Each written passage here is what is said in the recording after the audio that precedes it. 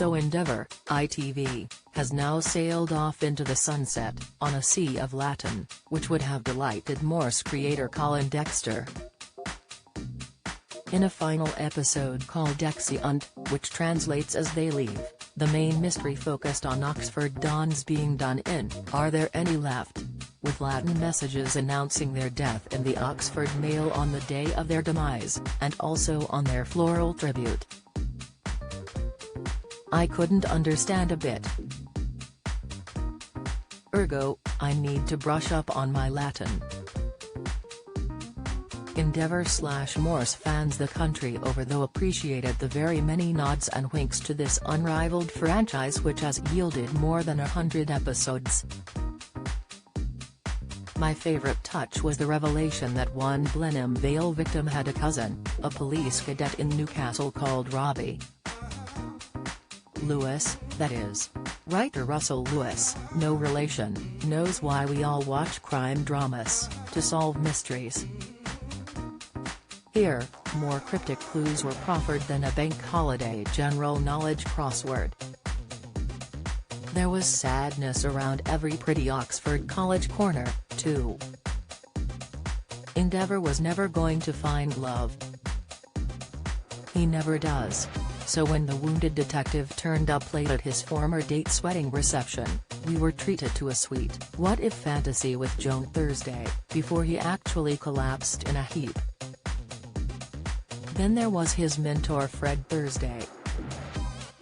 How was he going to exit this confounded mess? By stabbing to death one of his son's biker gang assailants. They, Fred and Morse, would never speak of it again, they resolved before Fred bizarrely turned over his battered handgun to Endeavour. Earlier, Fred had taken a nasty turn in a college quad, almost exactly where Morse had collapsed. We saw that too. It was an episode that didn't want to end, a real treat for millions of fans. In a sequence of final scenes, we decap to Blenheim Palace, seeing Endeavour walking down the steps, his long shadow behind him. We then had a synchronized classic Jag crossover on the long drive, as old and young Morse looked into the rear vision mirror at their older and younger selves. Who didn't shed a tear? Was this the best Morse episode? It's up there with The Remorseful Day, and the great Hugo de Vries Masonic Extravaganza.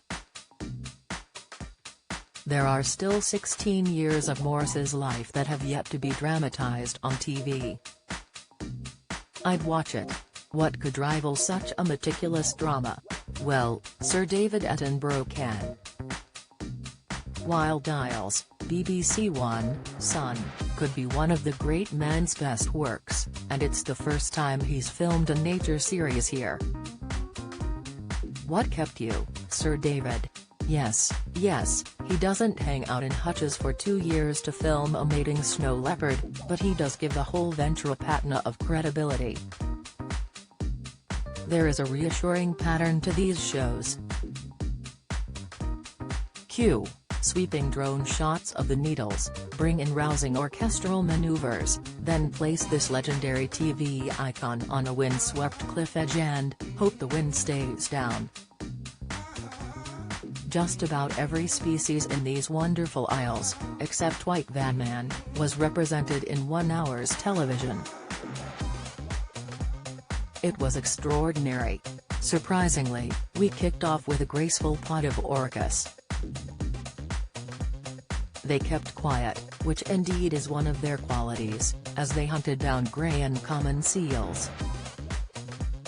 What a burden to carry around in the ocean depths, he was but a common seal. Eventually, they snaffled a pup, with little ceremony, before we visited the majestic golden eagle. Thence followed dormice, badgers, foxes, an oak tree planted before the Norman conquest, and a fascinating discussion about the lack of hay meadows. We were urged to resist mowing the lawn until July.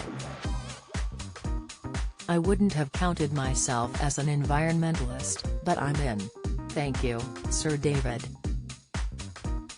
Then we witnessed literally thousands of migrant birds arriving from the north and south before a spectacular dogfight between a goose and a white-tailed eagle.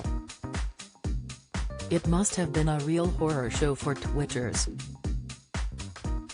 The goose was cooked despite a plucky showing.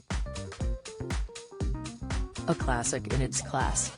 Speaking of class, Apple TV Plus has done it again with the football comedy, Ted Lasso. Apple TV Plus, returning for a third series.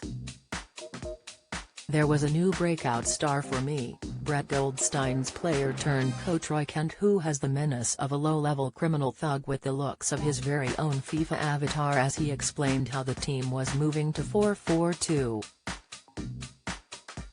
I didn't understand either, but Roy is hilarious. Elsewhere, a real Premier League club, West Ham, here owned by actor Anthony Head, get the sort of publicity money can't buy, or can it, as fictional Richmond AFC want their new star player. Can't see anyone calling full-time on this show anytime soon.